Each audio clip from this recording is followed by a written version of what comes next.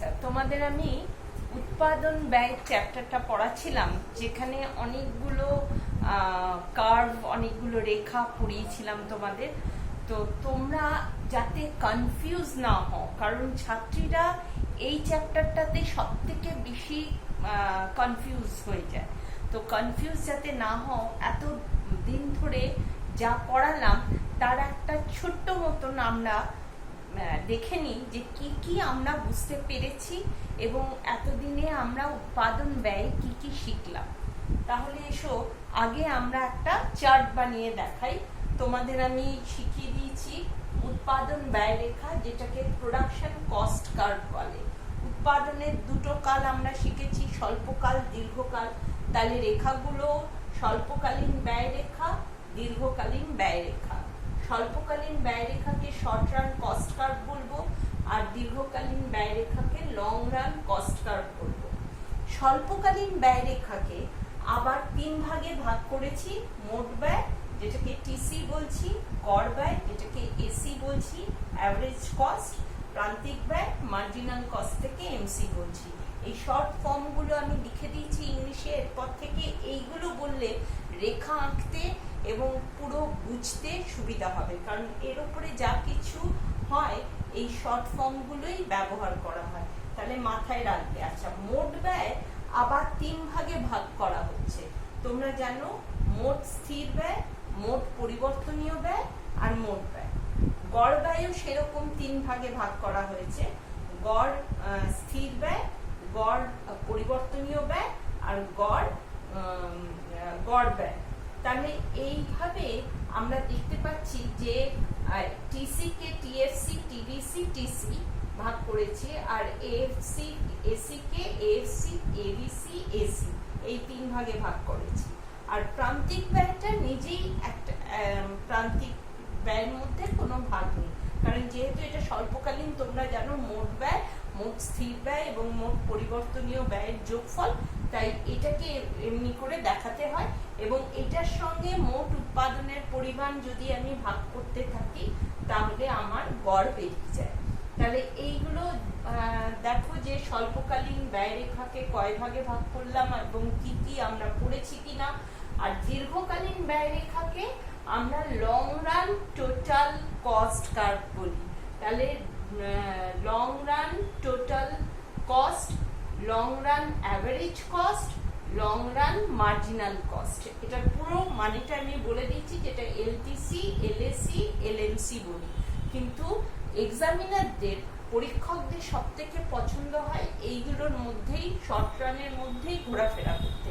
তা বলে যে দীর্ঘকালীন আসবে না এরকম আমি বলছি না, তবে ওটা খুব একটা ইম্পর্টেন্ট না। দুই একটা শর্ট কোয়েশ্চেন কোনো কোনো বছর চলে আসে। তো এটা আমরা পরে দেখব।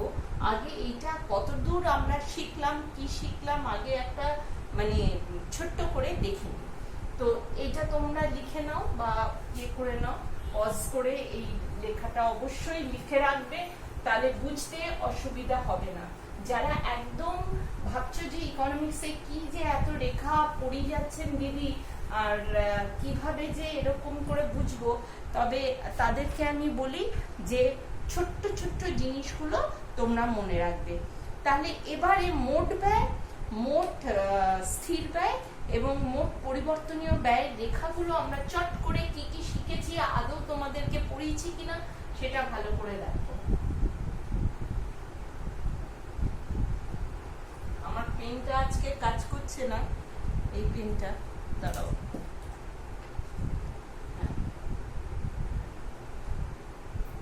আমরা রেখা আঁকি, এটা ও এক্স অ্যাক্সিস, এটা ও ওয়াই অ্যাক্সিস।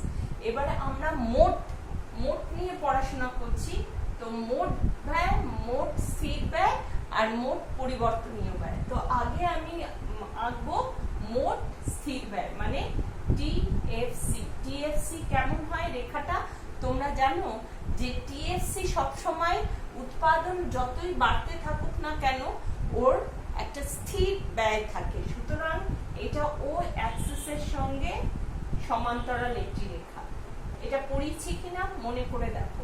টিএসসি বললেই স্বল্পকালীন মোট স্থির ব্যয় রেখা, এরকম একটা ইয়ে হবে। এখানে আউটপুট, আউটপুট মানে উৎপাদনের পরিমাণ বা কিউ, আর এখানে আমরা ইয়ে করছি টিএফসি। এটা অবশ্যই আগে লিখবে।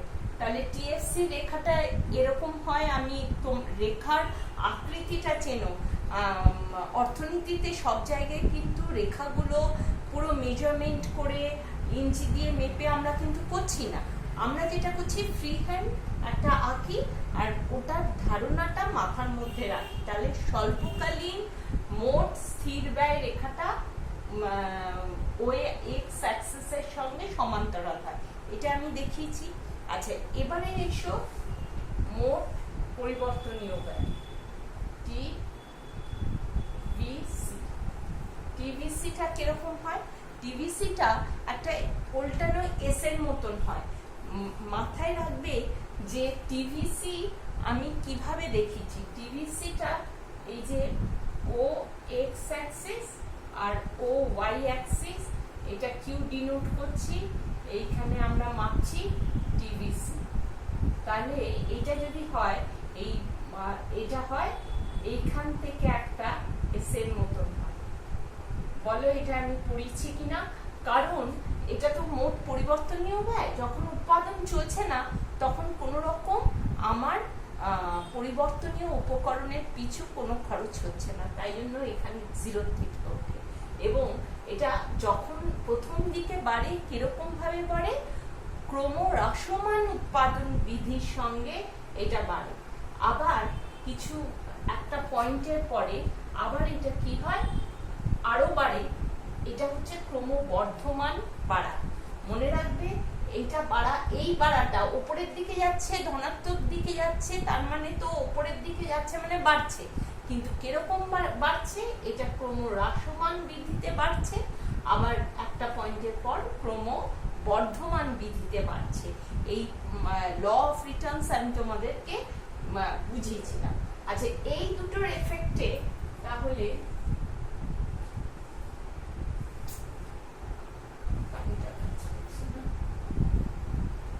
আমার কালিও আজকে কাজ করছে না। এক্স ওয়াই, এখানে আউটপুট নিচ্ছি, আউটপুট মানে উৎপাদনের পরিমাণ যেটা কিউ, আর এখানে আমরা টিসি। তাহলে টিসিটা কি হচ্ছে? টিসিটাও উল্টানো এস এর মতন হয়, কিন্তু মনে রাখবে এইটার এইটার প্রভাবে হয়, তাই জন্য এটার একটা তো আমার চাই, তারপরে তো আমার এইটা চাই। তাহলে এই দুটোর প্রভাবে আমরা কিন্তু এই দুটোর ছেদ থেকে টিসি পাই। এটা এখানটায় একটা, এটাকে বলে ইন্টারসেপ্ট। ইন্টারসেপ্ট থেকে টিসি ওঠে, মোট ব্যয় টিসি, টিসিটা উঠছে, তার মানে কি এইটা প্লাস এইটা, এইটা টিভিসি ওঠে অরিজিন থেকে, কিন্তু টিসি ওঠে এই দুটোর ছেদ থেকে টিসিটা ওঠে। তার মানে এটা একটু ওপরের দিকে, স্থির ব্যয়টা তো পাবো না। বলো এই তিনটে বুঝিয়েছি কিনা? এটা আমার মোট ব্যয় রেখা। তাহলে এই তিনটে আমরা বুঝিয়েছি। এবার এই তিনটে থেকে আমাদের কি কি প্রশ্ন আসে আর কিরকম ভাবে সম্পর্কগুলো আমাদের বুঝতে হয় সেইটা দেখো, নোটিস করে দেখো যে আমি এইগুলো বুঝিয়েছি কিনা। 1 নম্বর হচ্ছে টিএফসি রেখা ও এক্স অ্যাক্সিসে সমান্তরাল হয়। বলো বুঝিয়েছি কিনা? টিএফসি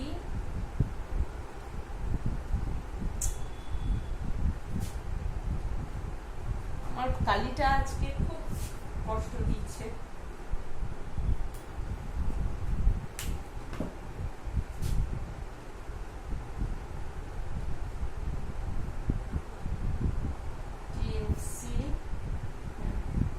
টিএফসি ও এক্স অ্যাক্সিসে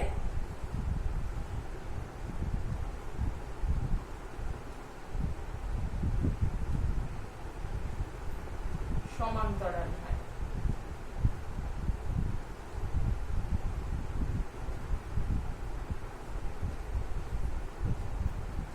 এই পয়েন্টটা টিএফসির জন্য বলেছিলাম। আরেকটা ইম্পর্টেন্ট কথা কি বলেছিলাম? টিএফসি কখনোই জিরো বা নেগেটিভ হয় না, কারণ উৎপাদন চলুক বা না চলুক স্থির ব্যয় আমাদের লাগে। তার মানে দ্বিতীয় পয়েন্টে আমি কি বলেছিলাম, টিএফসি কখনো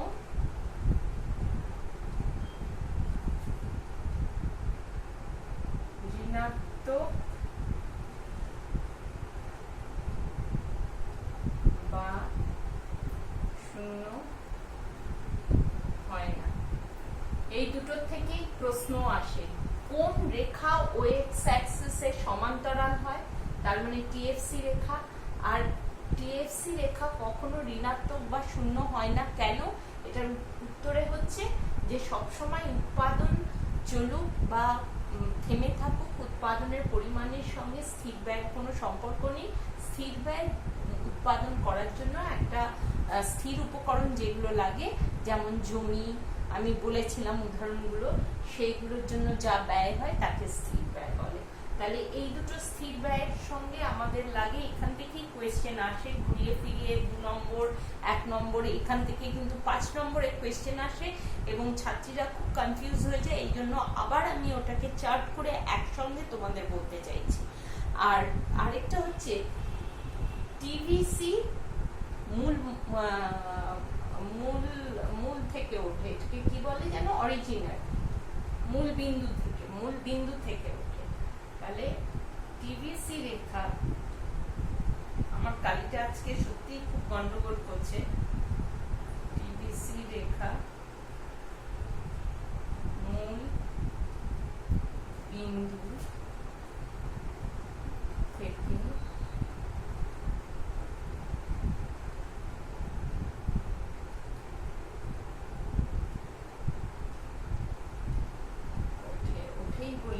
ওঠে মানে ওপরে ওঠে। আর টিভিসি রেখা কি হয়, প্রথম দিকে টিভিসি আর টিসি এই দুটোই কিন্তু কি হয়, একে অন্যকে স্পর্শ করে না। যখন একসঙ্গে আমি একটা রেখা এঁকেছিলাম তখন তোমাদের দেখিয়েছিলাম এই দুটো রেখা কিন্তু কখনোই একে অন্যকে স্পর্শ করবে না। এটা এইখানটা একটা চতুর্থ টিভিসি কখনোই টিসি রেখাকে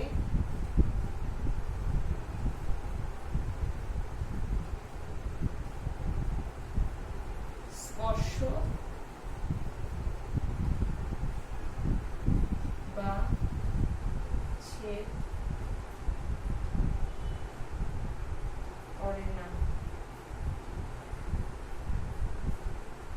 তোমাদের মনে আছে কিনা জানি না, আমি একটা প্রথম উৎপাদন ব্যয়ের একটা ভিডিওতে তোমাদের কিন্তু এই একসঙ্গে একটা রেখা বলেছিলাম যেখানে টিভিসি টিসি রেখা ছিল। তোমরা যদি মনে করে ওই ভিডিওটা আরেকবার দেখে নাও, যেখানে একসঙ্গে আঁকা হয়েছে, দেখবে কখনোই টিভিসি আর টিসি রেখা পরস্পরকে ছেদ করছে না বা কোথাও স্পর্শ করছে না। তার কারণটা হচ্ছে এইটার মিলিত প্রভাবে এইটা হয়েছে, তো এইটার জন্য এরা কখনোই ছেদ করে না, স্পর্শ করে না। আচ্ছা, তারপরে কি বলছে যে টিসি স্টার্ট ফর্মস ইন্টারসেক্টস। তাহলে 5 নম্বর পয়েন্ট হচ্ছে,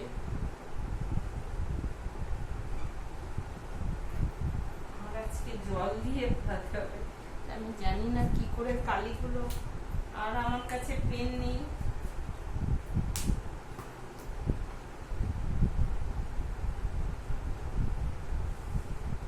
আমার বোধহয় কালির জন্য তোমাদেরকে ইয়ে করতে হবে। আচ্ছা, টিসি, এটা টিসি, টিসি শুরু হচ্ছে কোথা থেকে, যে টিভিসি এবং টিএফসির ওপর থেকে।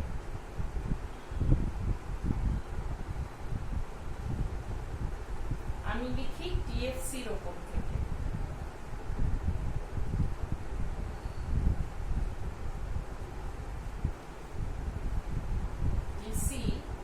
টিসি টিএফসি রেখার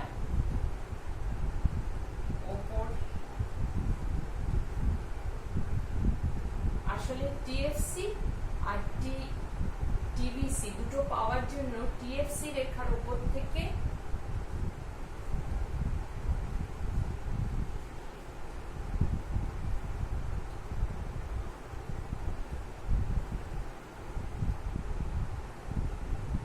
উপরে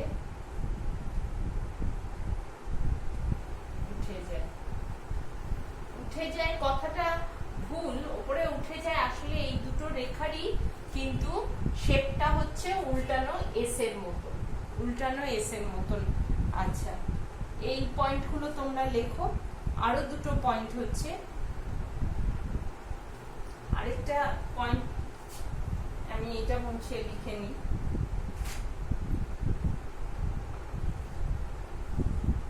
ছ নম্বর পয়েন্ট আমি ওপরে লিখছি, টিসি এবং টিভিসি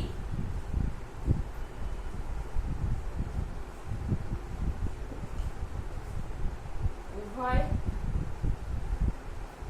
রেখাই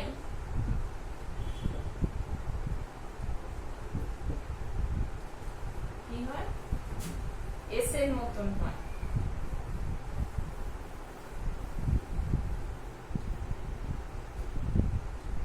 এস ইংরেজির এস আকৃতির হয়।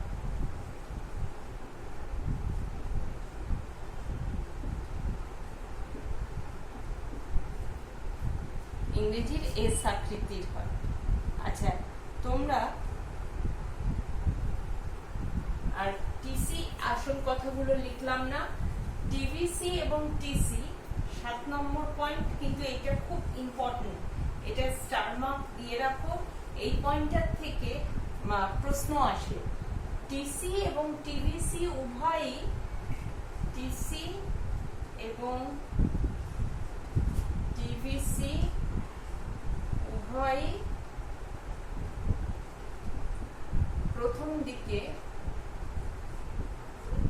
প্রথমে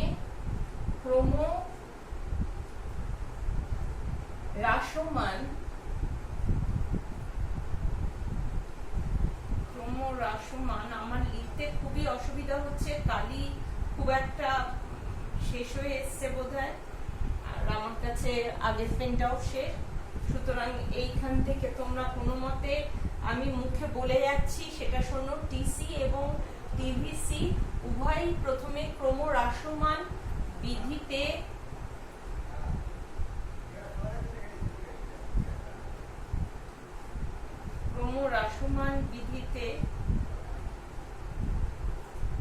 বাড়ে এবং পরে ক্রমবর্ধমান